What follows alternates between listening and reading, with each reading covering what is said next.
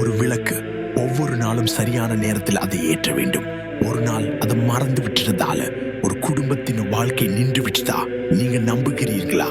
இது ஒரு கற்பனை அல்ல, அது நடந்தது. ஒரு தீபம் தினமும் சரியான நேரத்தில் ஏற்றணும். அது ஒரு நாள் மறந்தால் ஒரு குடும்பமோட எழுச்சி நின்றுடுச்சுன்னா நீங்க நம்புவீங்களா? இது கற்பனை இல்ல, நடந்ததுதான். தென் தமிழ்நாட்டில் ஒரு குடும்பம், பெரிய வீடு, நல்ல வருமானம், தினமும் வாசலில் ஒரு தீபம். ஆனா ஒரு நாள் பெரியவருக்கு உடம்பு சரியில்லை, தீபம் ஏத்தவே மறந்தாங்க. அந்த நாள்ல இருந்து அதுபோல் குடும்பமே மாற ஆரம்பிச்சிச்சு. முதல் வர்த்தகம் பாதிச்சது, அப்புறம் வீட்டுல சண்டைகள், பின்னாடி வழக்குகள், கடன்கள், மக்கள் வெளியூர் போனது, திரும்பல. முக்கியமா வீட்டு வாசலுக்கு வரலாத பூவே அந்த நாள்ல கீழே விழுந்துச்சு.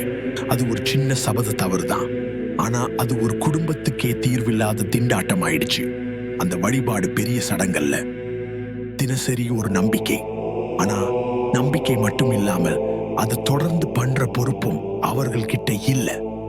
அதுதான் சாபமா மாறி குழந்தைக்குள்ள நீங்க வந்துடுச்சு.